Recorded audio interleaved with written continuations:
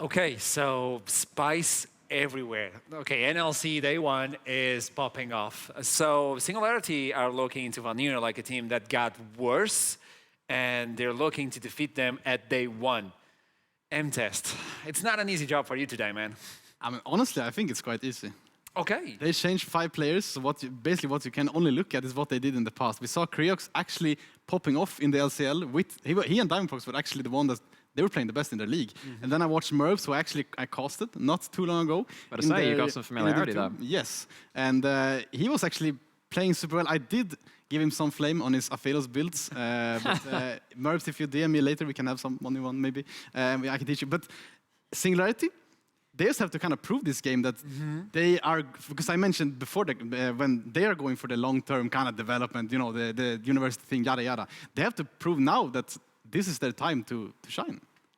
And they changed yet again the mid laner. They did, because they started off, of course, with Muta last split. They went over to Dragana. They talked about having some issues in terms of leadership from the mid lane, and of course, after their disappointing finish, I suppose. But it was kind of hard to turn that around anyway. Ended up changing members again. Kept the rest of their core quite similar, though. Of course, I've been a long-term supporter and caster of Pawp, because he was playing back in the UK university scene. Very familiar with all of his weird and wonderful picks. Yes, Master Yi and Karthus included. But this team, it did try a lot of stuff out in spring and never really stuck on one style. Actually interested in seeing how they're going to kind of kick things off in this split. But then again, we have to see a couple of games to see if they're actually keeping anything stable. It's a team which miggles, so let's see if it's going to pop off. I remember everything that you said to me, by the way. So without further ado, it's time to kick it off into Champion Select between Singularity and Vanir. Will the team that is cohesive and together throughout Spring Split and Summer Split defeat a team of a new roster? I'll have you know, it's actually the most important thing is it's Schliegums, not Schliegums? Not Smiggles. It's the battle cry of Pawp and his old university team. But of course, battle cry. There you go. Cool. Okay, cool. But we're going. Okay, I mean, apparently they don't want us to talk about anything more interesting because we're going straight into those bans, and of course we can see that again. The Karthus, long-time pick of Pawp coming off there, but. We're already seeing huge amounts of power picks going to let through. We're going to have Wukong available. We're going to have Lucian available. Gwen at least is taken off the board. So much stuff is going to be up for first picks. And that's the thing, when you have a player like Pawp who plays this like kind of off niche pick, the Karthus, the Master Yi, as you mentioned, maybe you don't want to just let these champs go through in a game like this because maybe you don't know how to play against the Master Yi. It's just so random. So as you mentioned, there are so many OP picks open on the blue side now. So we have the Lucian, right? As you mentioned, we have the Wukong still open. What are they going to go for? The Nocturne? Okay. I'm surprised. Oh, so this is basically saying if you pick Lucian, you ever go aggressive, bong, bong, you're just out of that game. So the problem with this is that it's a big problem which I had with Singularity's drafting last split. It was weird, it was wonderful, it was telegraphed at the same time somehow because they picked their weird stuff early. They wouldn't pick stuff which had a lot of flexibility. Pick something like a Nocturne, which you think actually it's going to do one thing. And it's going to do one thing pretty well if you draft around it. But already, if you pick stuff which is good at just getting into that melee zone and just smashing, like a Wukong, suddenly your job becomes very, very difficult. You need to get dive buddies, you need to find a way to enable this Nocturne now, because again, it's a lot of cards on the table early. I'm just so surprised to see this, because now, as you mentioned, right, sure, if Lucian dashes in, maybe you can get some sort of one-shot with a Nocturne. If it's even picked, right? Yes, if it's even picked, they are actually, looks like, as you mentioned, they're just going to let it through, and the Saya, though, is always kind of a good pick into Nocturne, cannot go wrong. Also strong in the meta right now, kind of blind pickable actually, so doesn't really have any bad matchups. Of course, it's support dependable, but good pick up into the Nocturne. So I know we're talking about like overstated takes, very explosive and stuff. I actually don't think this is overstated at all. I feel like your draft has already lost 3 picks in, and I don't like saying that early into the draft because sometimes you can have some weird stuff coming out. But just on paper, you look at diving into Wukong and a Xayah. Xayah is so incredibly strong right now. What is a Nocturne to do? What do you do at that point? You need to find a way to really start blowing open your early game. Draft is not looking that great right now. Yeah, you got center ult over the top, that can help, but it's just looking so difficult for the Nocturne to perform its primary and only duty in a lot of these games. At the end of the day, it seems like it's going to be engage versus engage, massive AoE versus massive AoE. If push comes to shove, is this about gameplay and team play as well that is going to rise, or the picks? Are you telling me that the picks are going? Signify is going to win. So maybe it was an overstated thing, because now I'm looking at the so this is actually a thing that we saw. I mean, a lot of the reasons which I do end up looking at a lot are VCS, LGL, PCS, around that kind of era, the minor regions out in the eastern end of things. They play a lot, all three of those regions, top dive Nocturne comp. So you play a global mid, something that can push and carry from top, so something like a Camille, and you have a Nocturne. So suddenly you have a Senna going up there with an ult too. Top lane, even as a Gnar, you're going to get bodied under turret. So maybe that's another play pattern they can go towards. I rescind a little bit my previous statement, just a little bit though. Okay, now into the ban phase. Where are we looking into? Because we have the jungler, we have the AD carries as well, and top laners as well. So is this going to be to the mid lane to try and remove a little bit of that extra engage or even map pressure or global pressure? I was going to mention that probably Gallia needs to be banned because of the Camille Gallia global combos. mids. Even though you have the Saya, if you have so many tools, the Nocturne, the Camille, and the Galio, it's just too much for any ADC, even the Saya with the safe ultimate. But I'm just super curious. I feel already that this game is going to be super decided by the top side. If Camille can get ahead and play on the side lane with the Nocturne ult as well, it's going to be super hard for Vanir to deal with. But if they can't, I feel like Singularity is going to fall over. I completely agree with that, because again, we kind of said, look, it's really hard to dive into this in a grouped situation. You got to find a way to play around that. You got to play away from it rather. So going through top side, that's a way you can do that. Of course, part of that top side is Picciono, the new mid laner for Singularity. We haven't seen any picks from him in the NLC yet. We haven't seen how this team has drafted random. Yeah, I think that just on the table, you're looking like something like a Galio, something else that can just impact top side early, like, I don't know, something like a pushing LeBlanc in a good matchup, maybe a Silas or a TF that gets ahead. That can work for you, but they don't have the games in the NLC yet to base any of that kind of bans away from.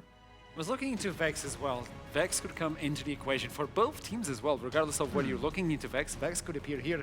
We are done with the bans. It's mostly about supports alongside with the Galio. Even Galio could go into the support role.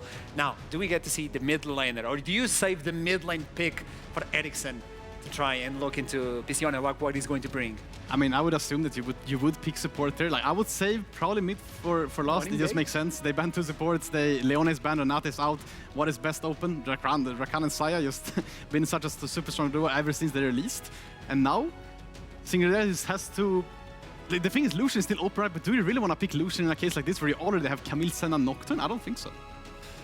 I mean, I think Singularity, they've already kind of, again, telegraphed that they're playing weak side, bot side now. The question is, what do you do that can actually survive? We saw the Sion last game with the Senna. Looks like it's going to be the Senna Tom Kench. Very old school combo. Of course, it doesn't work the same as previous seasons. Has a lot more damage early on. Has an ability for Tom Kench to actually be quite a good farming carry at that point. But into something like Xayah Rakan, typically Rakan's been pretty good in something like Tom Kench, because Tom Kench starts walking forward and then gets W'd and suddenly is CC'd into a point where it doesn't matter if his thick skin's getting a lot of value. The DPS check just becomes very, very dangerous for them. So there is a certain onus on Spiky and Yepeho to actually survive that bot side. Yeah. Everything is about engage, everything is about damage, AoE. This is going to be massive, this is going to be bloody, this is going to be good luck initialize casting this one. What is the wrap up for Zaremba? This is... Please. I love it. Please do. It is the rework Swain as well. It's a hover. I'm so sorry. It is a hover. Like, there's still time, but like, it's the cardinal sin. We don't talk about things until they're locked in. More AoE! And it's legit, if you looked at those, like the Nocturne and Camille, I'm not sure how the mid matchup goes, the Asir into Swain. I assume the Asir is going to have full control of that, if it was. But Swain looks super crisp into that combo. But Orianna, I mean, I guess it's just Ericsson is just kind of known for playing those types of control mages. Solid pickup, but could have maybe abused that counter pick a bit more. What it does is it, again, just doubles down on, you're not diving into it when we're grouped. You don't get to get away with that. Shockwave, Cyclone, you name it. All of that's really, really disgusting. What it doesn't do is help your top side. Not really. You can start farming up. Maybe you can catch someone on River, but the champion pick doesn't necessarily stop Nocturne just wailing on your top laner if you're out of position at that point. You don't have a global, you don't have a way to really bail out that situation. Ericsson has to play above and beyond to maybe even up that top side. That level 6 is going to be crucial for this game. As soon as Nocturne gets a hold out of that level 6, let's see what Singularity is capable of bringing. They told us in an interview they're going to demolish Vanir. On the other side, though, the fan on the streets told us the opposite. It was witchcraft for Vanir. That's a lot to take in. So without further ado, let's jump into the Summoner's Rift alongside with Trouble and Initialize. I am standing next to a mind reader. About 2 minutes ago, the moment of Wukong locked in, Trouble turns to me and goes, watch Ericsson lock in Orianna. And she just went through her hands everywhere. Yeah, look me, I'm right. And she's incredibly smug right now. And I just have to stand here and deal with it. So welcome, everyone, to the smuggest color caster in the world right now. Well, actually, I need to give a little bit of a backstory for that. Ericsson has been playing in the Nordic League and the NLC for a long, long time. And one of his signature champions is that Orianna. He just likes to chill back onto that champion and get this big impact with the huge shockwaves.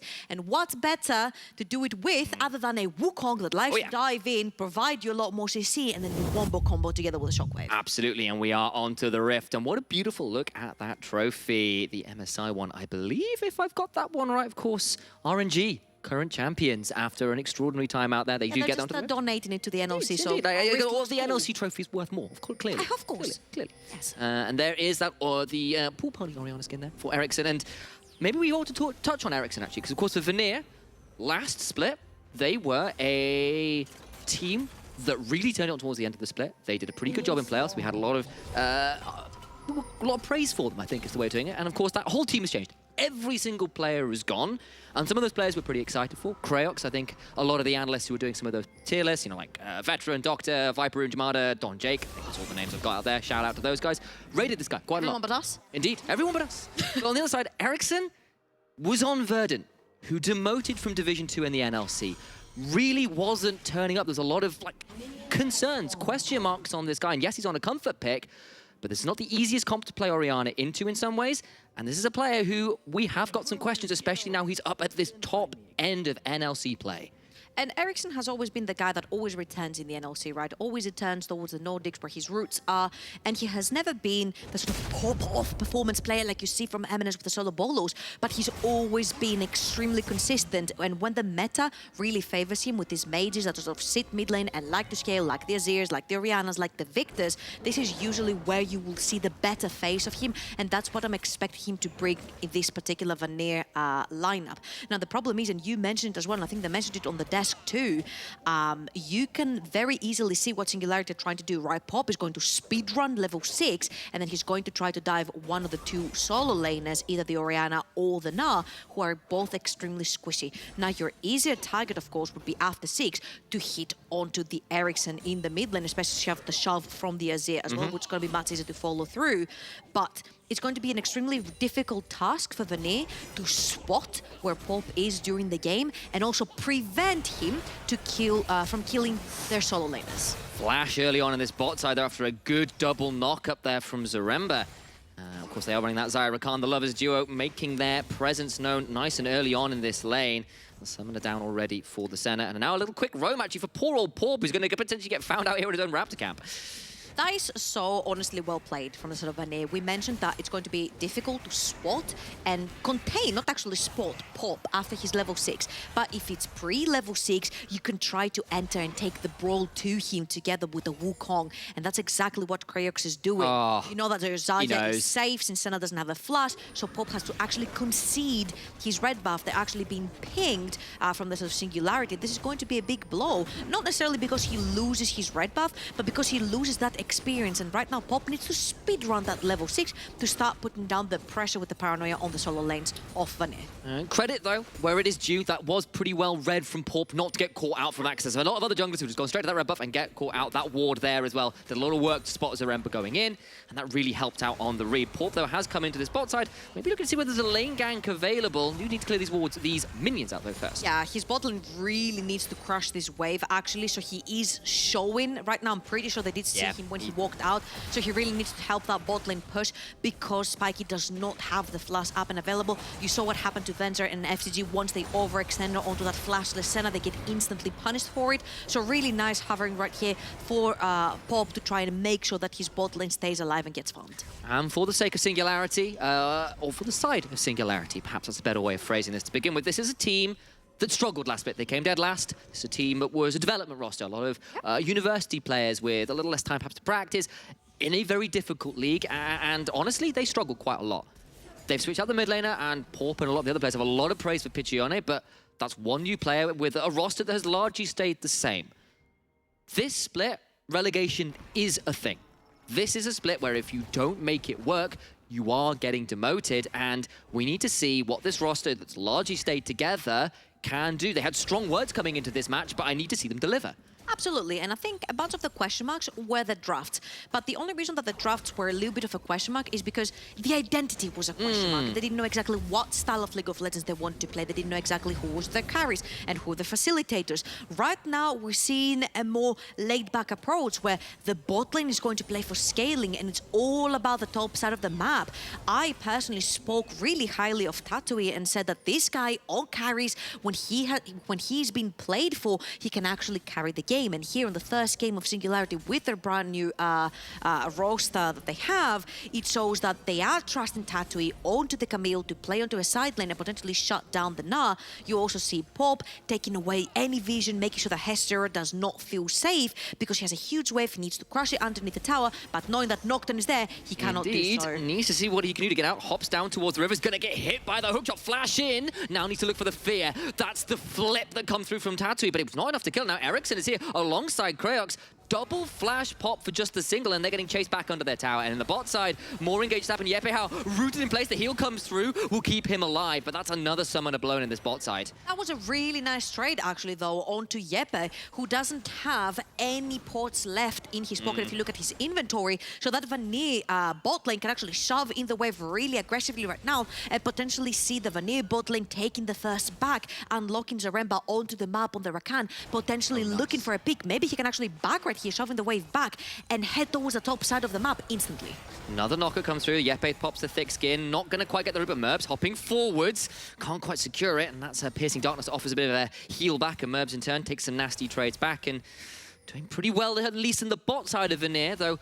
Credit as well over towards Singularity, who did manage to hold that wave outside of tower. And of course, the teleport's already been popped. They couldn't get the crash, could Kraox and Zero, and that leaves the Camille in a much better space. Pawp back on the farm, stole a little bit of that lane XP, which is no bad thing when you want that Nocturne level 6 as well. Absolutely, and this is what Pawp is chasing right now, right? He's chasing that level 6. That blue buff is going to be spawning as well, so he's gonna go chickens into Krugs, into that blue buff, so he is going to be ending up towards the top side of the map. They see him right now hovering the bot side, so they know that the second he hits level 6, he is most likely going to be towards the top side of the map, which is somewhere where Hess0 does not have his flash up and available, right? You see that every time there is any type of pressure towards the top side of the map, it is going to be Hess0 who's going to be the recipient of all the violence and the pressure. Even the Azir walking towards the top side of the map, you see how much this iteration of Singularity wants to play for Tatooine. They put him onto that carry. They want to make sure that it's going to work out for them. Spike and Yepe know their job this game. It is play as weak side as possible, but that's potentially great news for Vanir, who, you know, Merbs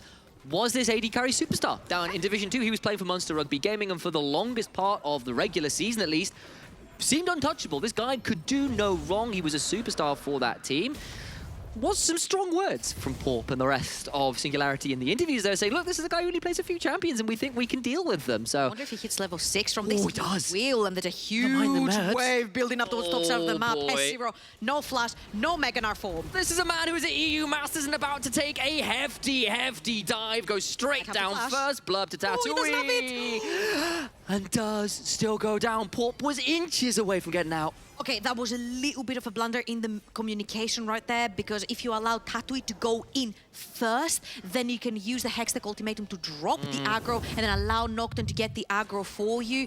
Unfortunately for Pawp, he didn't have flash to be able to flash out of range from that tower and allow Tatooine to finish the job. But right here, Hess0 still loses so much from this. You see that the Hextech ultimatum went down just as Tatooine had already gone in. He doesn't have any mana, he doesn't have any flash to get out. So Hess0, yes, he trades 1 for 1, but this is 2.5 waves worth of experience and gold that this Gnar is now behind level 7 onto Tatooine's Camille, and we're going to see even more hovers towards the top side of the map now that the supports are also unlocked on the map. Yeah, First Blood does go over because, as you said, at least Hess0 does get 1 kill back, but the question is whether it'll be quite enough. Kraox does have Cyclone, but the whole of Singularity, aside from Yepe, are here at this Herald. Down to Smite range, Pawp secures it, does, but now may be traded out for it. Flash forward from Zaremba, does get that grand entrance, shoved back from Piccione, does get hit by the shockwave in turn, but now manages to escape. It'll be a 1-for-none trade, but the Herald is secured, and I think Singularity will be okay with that. Really good pigeon users right there from Piccione to actually manage to get away without blowing his flash, which is extremely useful. Oh, Tatooine. 'Cause next time Dragon comes about, oh, Tatooine. There's no flash, there is a hook shot, gets a stun but can't interrupt it. It's a decent Dawning Shadow though, he's still gonna fall. Wait, gets the Adaptive shielding. Crux now hopping forward, they do finally kill off Tatooine, but there's a 1v4. Ericsson taken so down low, has to flash, but they're under tower. He needs to try and escape now as well. Look how low they are, but there's no way to follow, no way to get here. And they will get out alive, no teleports or the like to get in behind, and they'll get the kill and back away. Oh, that was a 4 versus 1. Had Spiky actually flash healed in this situation, maybe they would have even been able to pull the 4 versus 2 fight right there. But Spiky obviously doesn't want to overextend, lose both of his summoners for a chance to save Tattoo towards the top side of the map. Merbs. Because, Merbs, he's just dead. He's gone. He's going to get devoured, and that is a gourmet dish. Fried chicken for dinner.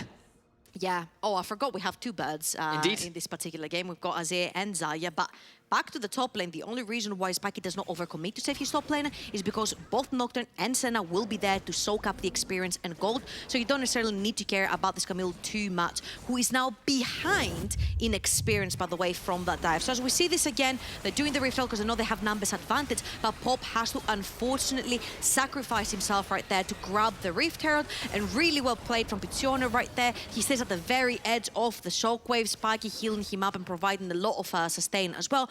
And Tatooine, unfortunately, is stuck versus 2 waves pushing against him and 4 angry members. But now it's Hess Zero, the recipient of the same exact violence. They will teleport in, but the Herald's been summoned. That's a very low tower already. I think it's just gone. They'll prevent the dive, but not the fall of the first tower of the game.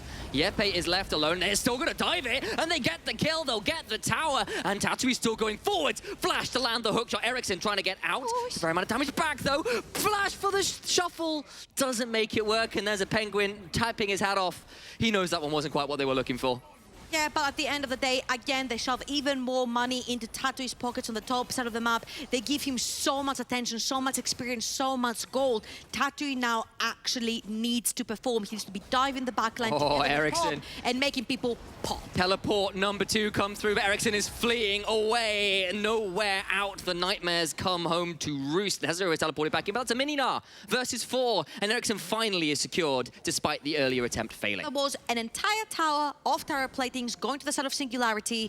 There was 2 kills on the top side of the map, and the only thing that Vanir were able to take was just 2 tower platings toward the bot side of the map, whilst Yepe on the Tam Kent solo killed their AD carry under the tower. So double teleport as we as can well. see this What, again, 2 separate towers? Yeah, Hezero dives in for the Mega now, but I'm pretty sure he misses because he's trying to shove people away instead of shoving them in for the big shockwave to hit. So by the time the shockwave does hit, it doesn't matter because the Na is pretty much dead. And Tattoo, of course, pushes forward because he does have the backup of his entire team. You see how much more put together this Singularity roster plays. They know when to push forward, they know when to approach a lot more fights, and you see how here they're wrapping up, they're pushing in the wave aggressively to try and dive Ericsson because they know he doesn't have his summoners up and available. Really, really well played from this roster. We had question marks, we asked a lot of questions.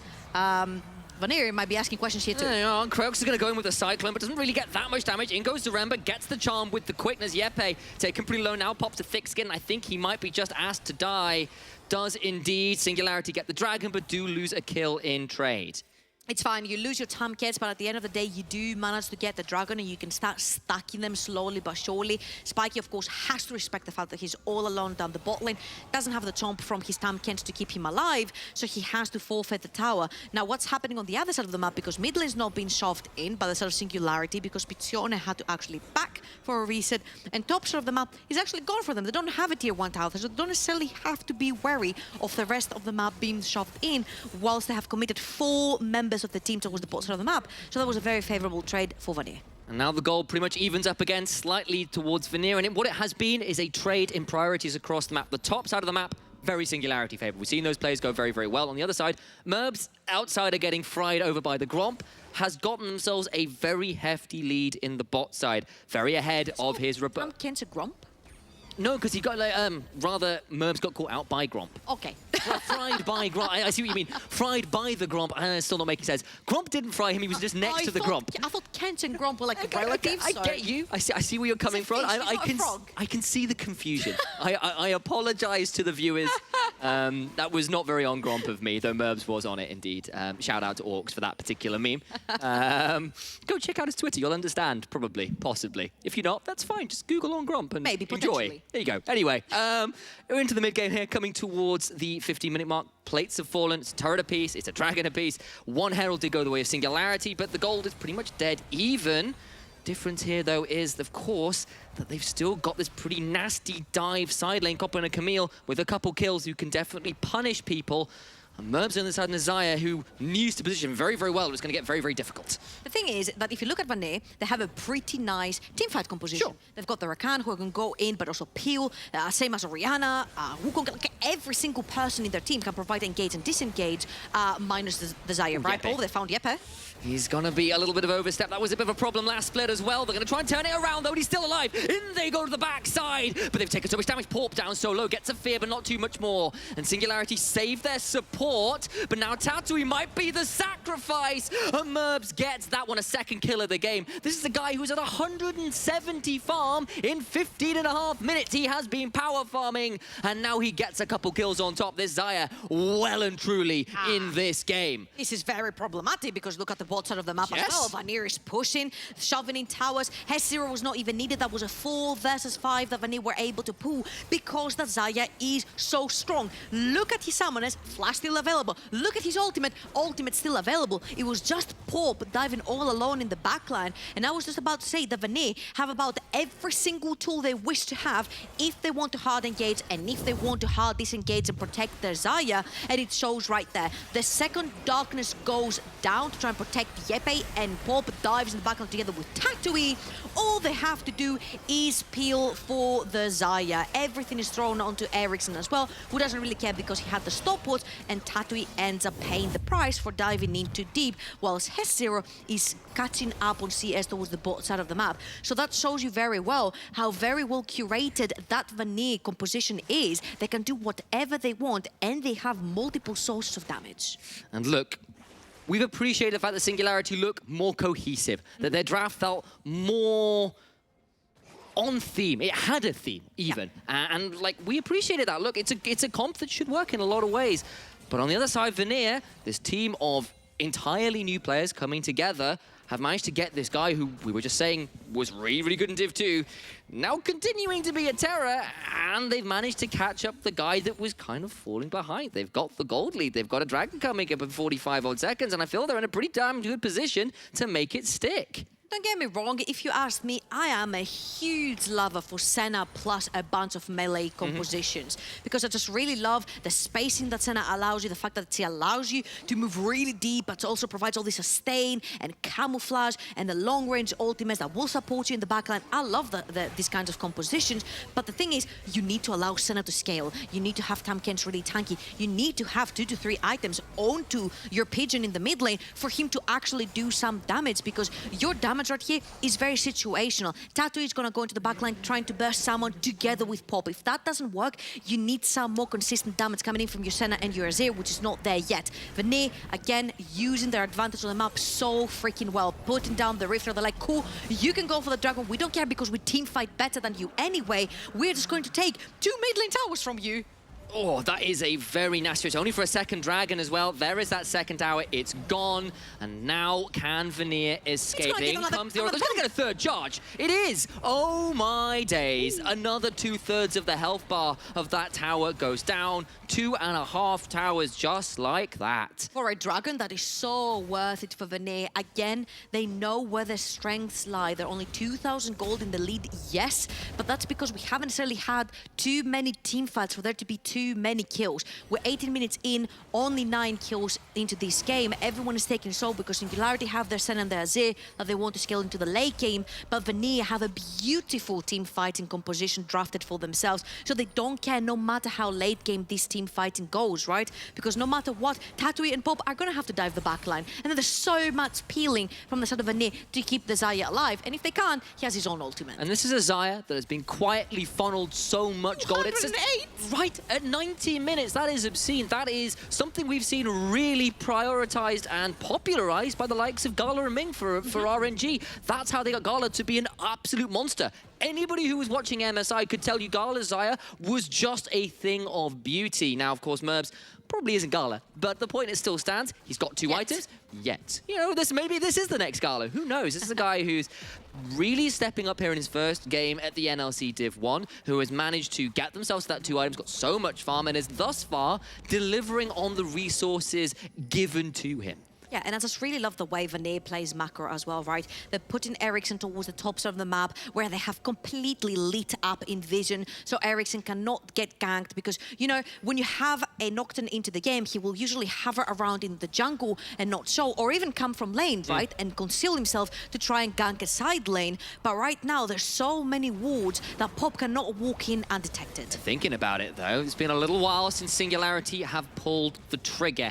They're going to need to at some point soon, because honestly, Vanir have had the run of plays and the map for the last 5 to 10 minutes, and Singularity have been on the back foot for that time. And honestly, yes, you've got some scaling. Senna, Azir, I will never count their scaling out, but I do need to see some proactivity, or their map is going to get increasingly small, increasingly dark. Yeah, that's where it is. They try to gank Hess0 towards the bottom of the map because it's now all alone, but unfortunately for them right now, Hess0 is Megana. Tatu's going to find him. His bar is going to go low, and it could have been the point where you want to attack when Hess0 is Megana. You attack him together with Camille and Nocturne from long range. But look at the top side of the map. You do this, and 2 of your carries so bot lane, then the Baron can very easily start for the side of Vanir.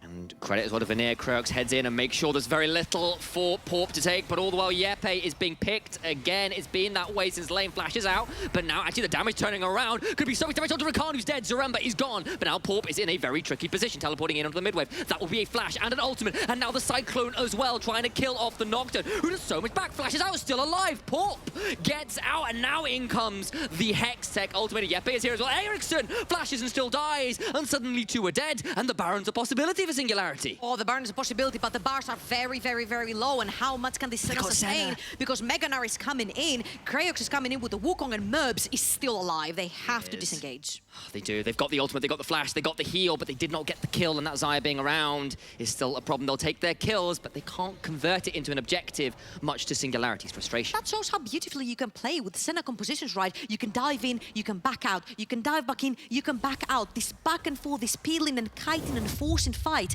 is just so beautiful to watch when you're playing together with a Senna and a Tam Kent. Yepe literally face checks 2 members. His face 6 Merbs, takes damage from like 5 feathers being pulled back on him, and still comes out unscathed. Of course, loses his flash, but Vanir loses the support for it, and then Pawp plays in the front lines for so long, doesn't end up going down, gets ignited, gets engaged on by Kraox, and then ends up flashing out the shockwave, and Tatui goes back in. And even though Singularity are dancing on the lines of going back to their fountain in a grey screen, this Senna is just keeping them alive. And honestly, I want to give credit to Singularity, because this is a team we wrote off last split. And yes, we kind of had this moment at the beginning of last split as well. Vanir versus Singularity, first game of last split, was an absolute barnstormer. It was so good. And we had some hope, and then it kind of died a little bit. But honestly, a little bit. this game has felt like Singularity are in it. They are playing cohesively. They are at least making some good proactive plays. Yes, Vanir are a new squad. Yes, we've got some question marks about how they'll perform as yet as well. But this is what I wanted to see from Singularity if they were going to keep the players, especially with things like relegations looming potentially at the end of the split, should their performance continue on the trajectory it had. Yeah, and I feel like here Singularity just have to give this one up. They are going to have to. Mid lane, try to take tier 1 tower. That means that immobile targets like Xayah or Rihanna will not be able to push too far forward, but instead they want to put down pressure on the Baron. Of course, with the blue ward being right there, it's going to be spotted. But Singularity, I feel like mostly want to try and start to find a fight. Hess0 though is just about to go Megana, and that's not very favorable for Singularity. It is not. They're going to spot out the bush. The Baron pit is dark and full of terrors. Singularity can look for the turn. Look at Tatui on the side as well. There is a Hextech ultimatum angle going in on Ericsson. He's the man. Meganar is there, but down comes a dive. It's too far. They're gone. That was always the possibility. Meganar into all the feathers, and they are shredded. Birds of a feather will die together, apparently, in this game. They're going to start hunting for more. 3 members of Singularity against the full force of Vanir. Zaremba's in, gets a knock up. Yepe goes down, and the moment I praise them, they overplay the Baron. We mentioned it, you cannot walk into Hezzero's Megana. They saw him in the mid lane, he was just about to transform. Now Pichon and Spiky, I don't think they should get anywhere near this Baron to try and potentially steal. Vanir, like, look, Hezzero again about to transform into Megana, you cannot walk in. The only time you can play this is if you play the back and forth for Singularity. And again, these are the holes and these are the questions that we see from Singularity from last season. Again, Hezzero right there, and Rakan, Megana and Rakan protecting their carries, and the only reason that Tattoo and Pawp got out of the last fight was because the Senna was close.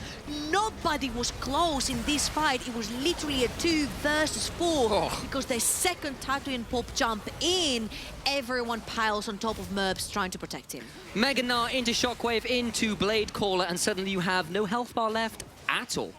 And then it's just a 5v3 rundown with a little more to be done. You've already burnt all your ultimates. It's pretty easy for Zaremba, Merbs, and crew to come in and claim another kill on top of the 2 you already got. And now it becomes very difficult, right? Because Hezzero has already been on a mission, pushing on the side lane, while the rest 4 core member that Vanir have is pretty undivable. We saw how easy it is to peel for Merbs. If nobody can peel for Merbs, he has his own ultimate and heal available for him, which means have Hezzero on the side, 11k versus 6k for the Senna as well. And yes, of course, this is not a farming Senna, this is a fasting Senna, but still you're expecting you know, the scaling to come later and the damage to come in, but this is like almost 5,000 gold. This is Solari Senna. I mean, this is not going to be much damage at all. And like, I'm sitting here scratching my head because I'm like, okay, this Nocturne build in Frozen Heart, big value, into 4 members, into 3 members from the side of Vanir. I understand that, but then your damage starts declining really quickly the second that the Senna does not build full damage as well. You've got to wait for Azir to hit critical mass, and I just don't know if you're going to get time. Infinity Edge on Merbs, who is continuing to be well ahead of that 10 CS a minute mark. Kraox does take a pretty hefty chunk from said Azir. Maybe I spoke a little too soon about that critical mass statement, but Inhibitor Tower is broken, has Zero nearly at Mega, so I don't think he's at any threat here, and they'll hold on to the Inhibitor itself, but the tower is gone, and the map itself very, very dark. Objective bounties are now online for Singularity, and you can see our analysts backstage as well have heavily thrown that momentum meter in favor of Vanir. Singularity looking like it's an increasingly difficult map state and game state for them to come back from. I just understand how Singularity want to be extremely tanky, right? Because at this point, Singularity can just chill back. They already have 2 dragons, and they can actually play the game where they allow Vanir to engage onto them, pop down the darkness, and just start playing the peeling, kiting composition together with Senna. That can work for you. But if Vanir can find avenues like taking the Baron and pushing down, and you have to walk too close to the wave to try and wave clear because you have a bunch of melees in the Senna, then it's going to become that much easier for Vanir to actually engage on you and find these opportunities. Like, look again, Vanir are playing this game where they put in 1 man on the side lane. This man has teleport, has flash available, while Singularity are forced to play as 5, which means there is no one to gank Ericsson towards the top side of the map. No one that is actually a threat to him. Not right now. And just look at that red side quadrant of Singularity as well. There are wards everywhere, just littering the whole of the jungle of Singularity. They're adding them now to the blue side as well, and there's 30 seconds until what would be a soul point for either side, and I feel Singularity just not in a position to contest. And honestly, yeah, there probably is an angle where you just wait. You just wait for that soul fight, and you say, look, I want to get a 3rd item, I want a death cap or something on this Azir, and then we can look to turn it around. But it feels like a bit of a reach to even think about contesting this one. I don't think in 5 minutes, when Soul actually comes out for the side of Vanir, you will have a death cap onto this. I know. It's a little bit of it, but you might have a needlessly large rod somewhere in the inventory. Just saying, Pichone hasn't bought in a while yet, so I don't know if he's got NLR money in inventory now. Maybe. Let's see. Maybe if he goes back now and he has 2 needlessly large rods, maybe it's a stretch to have a death cap as well. Stop throwing all these facts and logic at me. He will have 1 needlessly large rod. There you go. So he needs to get what, like another 2,500 gold, something like that? That's easy. He's got Futures Market, maybe. As well. There you go. Okay. There's your rod. Okay, maybe. No hat yet, but the rod is there. No, look, how 2 rods turn into a hat, I don't know. Like a child, you kind of like, you're like, yes. Look, yes, Futures Market and an absolute funnel. That's how you do this. You've got 4.5 minutes. 4.5 minutes plus get a the death cap teleport. goal. And you can stretch it because you've got teleports. You don't have to be the minute earlier. So I you've wish, got a bit of space. as we were casting, like production could pop this up, you know, on screen. It's like, can't he get the death cap? Oh, in 4.5 boy. minutes. All right, chat, work it out. I'm clearly wrong. I feel there's very little chance unless there's some extreme numbers of kills to just go over. There's objective bounties. Maybe he gets mid tower and the objective bounty there. Maybe that helps snowball it. But maybe you sell Dark Seal and corrupting pot. I don't know. It's not happening. I think it's Sell your boots. I don't like just sell it all. Get the death cap. That's what it's really here for. League of Legends real estate management. Don't reel you back. I'm reeling you back. Okay, where are you taking reeling me? you back. I'm reeling you back. Okay, we're back in. Yes, hello. I am seeing a huge problem Are you? when it comes to Singularity's itemization right here. Again, I am just not seeing the damage. I see the survivability, I see the tankiness, but when it comes to damage, what have you got? You need to wait for Vanir to engage on you, but Vanir don't really have to do that. They can just chill at Baron, take Baron, and then you're gonna have to engage on them again. And you see how well Vanir has been playing with vision. The entire top side of the map is lit up in pink wards.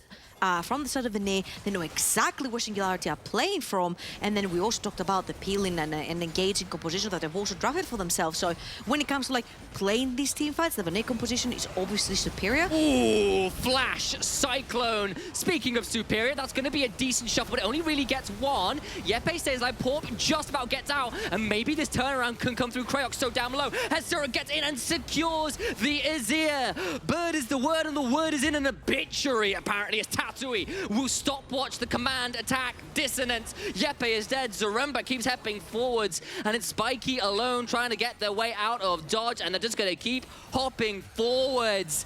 The counter engage just wasn't enough, and Vanir find the match. They will not allow any scaling, and they will look for the win here in this second game. And I'm gonna stick to it. Superior is the name of the game for the composition. Vanir have drafted themselves. It was easy to play these team fights. They played with their vision. They played good macro. They never overstepped. They never made mistakes. And Vanir are gonna keep that good name that they had from last split. When you get a Xayah at 11 CS a minute who will not die, this is the kind of game you can have. Singularity could not make the topside snowball work, and they will fall down in this game. And honestly, I think Singularity showed some pretty good values in this game. They knew what side of the map they wanted to play for.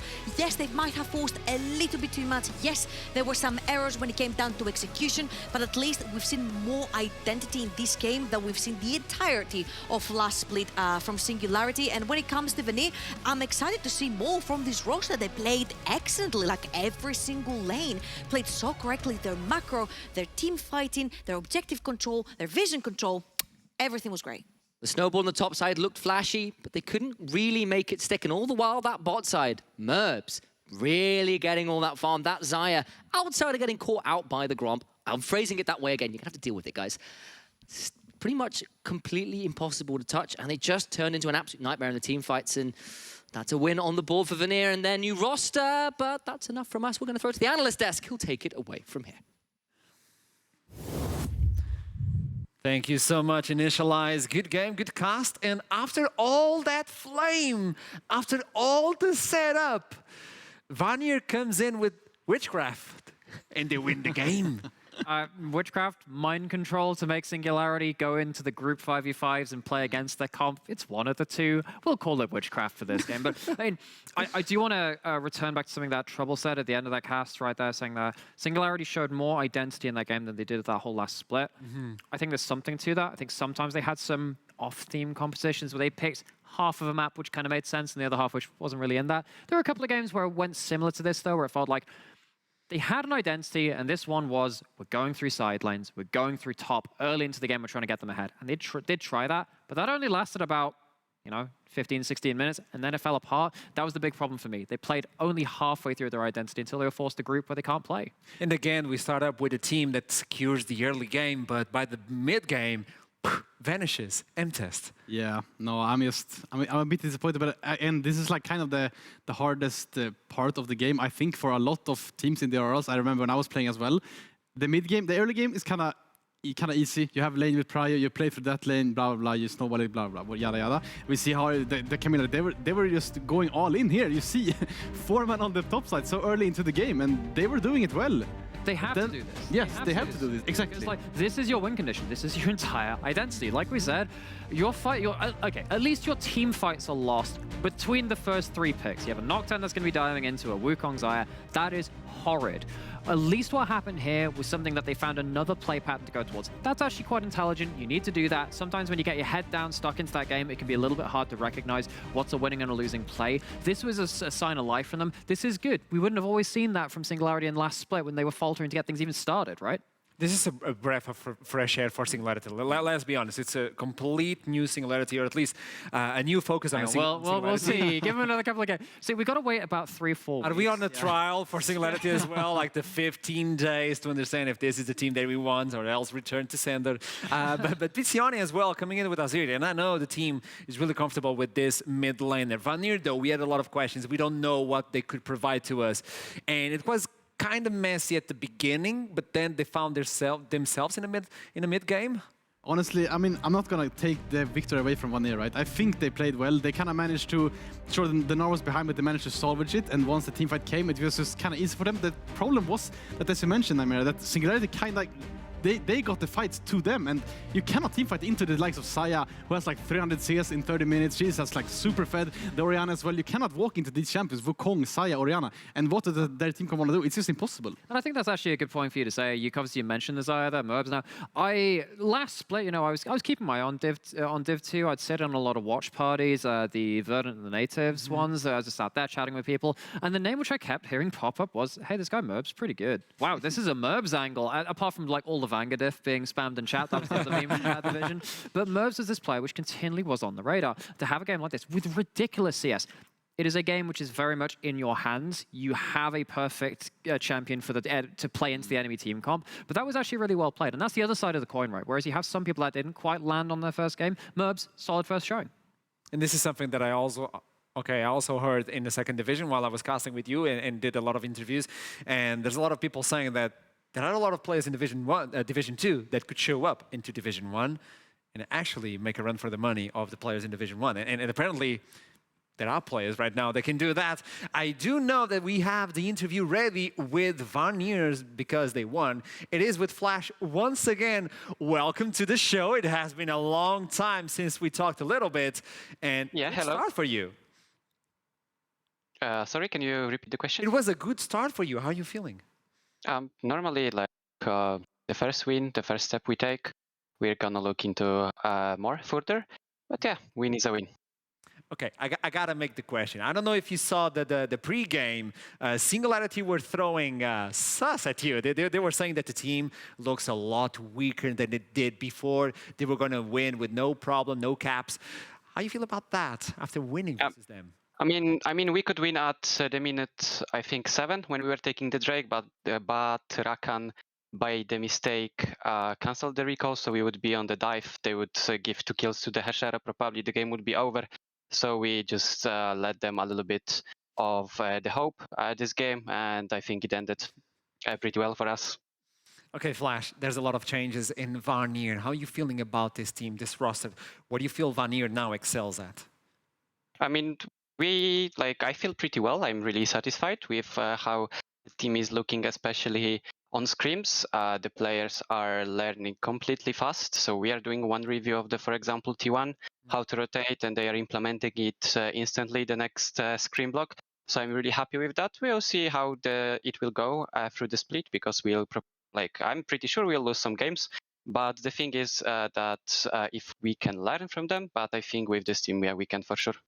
So you think this is an improvement to the team, the way you guys have the roster set up right now? I mean, it's really hard to say because they are the different players, so I cannot compare. Everyone is a different person. However, we did some improvements to the structure. We did some improvements to the coaching, so I think it will pay off. Okay. Thank you so much for the interview, Flash. It's always a pleasure to have you with us on the interview side, and I'll see you soon. Good luck for the next day. Yeah, thank you very much. See you soon. I love Flash. Okay, we got the that is the I don't know where it got lovely. to, so much it just I love Flash. It's not like the spam Todok, but I love talking with Flash. literally like Nocturne ults in, you just hear that sound, oh, I'm dead. Pretty much your team fights that game. Well, they were not dead, and that's why Singularity lost the game, I would say. As soon as you pick Nocturne to begin the game, like the champion select, do you think that sealed the deal for the coach because you can adapt instantly?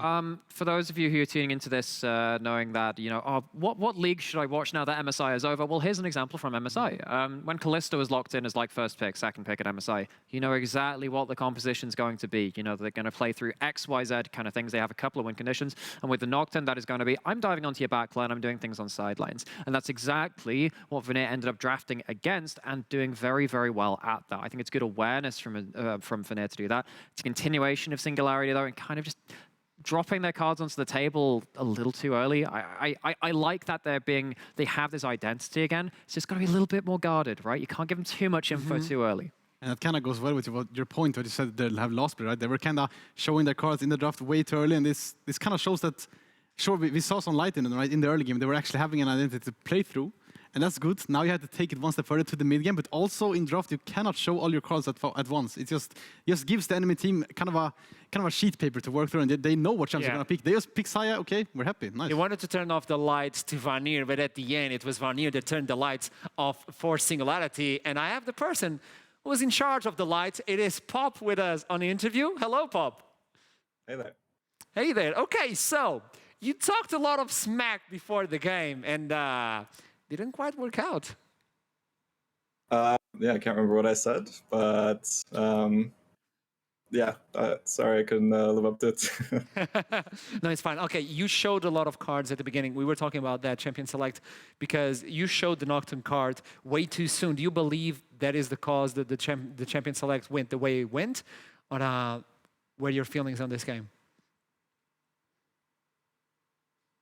Well, I think it was more maybe our game to lose, at least after a certain point. We had like a very strong advantage, but yeah, I mean, it's we're still developing to a certain level, and we're just not there yet. I think what's really good about this game is it kind of a lot of our mistakes are like extremely fundamental, and like one review, and it becomes really obvious like what our missteps are. You know, I think it's very obvious to see. So yeah, I hope we can learn from it, adapt, and carry on. You did secure the early game, let's be honest. You got the early game, you went to the top side, you demolished the Gnar. Why did you stop? Where do you feel everything went downhill? I think it was it first or second Herald? One of the Heralds. I think we just, you know, we messed up on the way in which we walked into River. You know, I think if we're letting them come into us, it's not too bad. So we need to. I mean, me and Tatu kind of a little bit too impatient, especially at the Nash fight. So I think we just need to be a bit more patient because, like, if we're going in, that's all fine and dandy for what Nocturne and Camille want to do, but Senna, TK, Azir kind of want to stay back, and we kind of didn't let them do that. So it's just, yeah, we've never played these 5 champions in the same team before. So yeah, we just need to do a bit better. Okay. I'm going to do something very unfair on production because I'm not meant to be joining in these interviews too much, but we've known each other a while now, Paul. Oh. And now, one of the things which I will say about you is your mental fortitude has been pretty exemplary across a lot of different leagues at this point. You've experienced a lot of Game 5s. Now, obviously, that last split being quite difficult for your team. But the atmosphere was something that you kept referring back to within this squad of players. How has that atmosphere continued into this split? You feeling good as a roster of people? Yeah, I mean, I think we're 4 of the same, and we've gone through many mid laners, the 3rd iteration of this roster, and Pichona is he's a really good kid. He's really, I mean, he brings something new to the team, just being much younger than all of us. You know, Tatu is about to be a father, and this kid is about to graduate high school, so it's a kind of different stages of life. So yeah, I mean, yeah, I love this team. I think. I wouldn't have any other players in terms of mentality at the very least. Like, yeah, we have a lot of fun for sure. Thank you so much, Pawp, and good luck for the second day of week 1. And let's see what's going to happen with Singularity. Good start, though. You guys did a really good early game, and this shows the personality of Singularity. Let's see what happens on the second day. Good luck. And there you go. By the way, that's exactly the first. It's actually the first time that we've actually been on the same call at this Really? point. We've had post games, we've had interviews. First time they've let me talk to Pawp all this time. So happy to get some words out. Actually, that was my last question. So I was really happy that you did it because I had that written down and was like, okay, this is exactly what I want to ask, but at least it's coming from someone that he knows as well. And yeah, they showed the personality of Singularity. They showed a lot of them, but they need to adapt to whatever is going to happen. And again, we hit the mark. Singularity. They're enjoying, even if they're losing, they're enjoying themselves. And you are an ex-player, I would say. I don't know if you want to go back to professional gameplay, but you are an ex-player. What is the feeling when you know that even if you're losing, you're having fun? Honestly, man, that just makes winning kind of easier. If you still have, if you're always having like, maybe you feel like someone's watching your every play, what you're doing, you feel like you're having the pressure to win, even if no one else can expect it. If you expect it as a team, as a like complete roster, you feel that pressure. And some people are really good at handling that, and they kind of excel at it. But some people, they really need everyone to be kind of friends and enjoying the game that they play together, because let's face it, that's why we all play the game, because we enjoy it at the first, right? So I think just having that atmosphere, it's a love-hate relationship. it's that is true. But I'm gonna say that this kind of mindset, it scales well into the split. The mindset scales well. I'm going to use it throughout the split, so thank you for that one, M-Test. And we're going to wrap up at least this game. Let's look into the standings. How are we standing? Okay, Vanir, alongside with JDXL, are in first place, tied up. And obviously, it's going to be Team Singularity alongside with X7. I mean, they're ahead of X7 in the standings. Like, that's good for them. Hey, that's good. That's good. Astral is still in second place. Yeah. They're having fun. They're having fun. Okay. Now, into the next.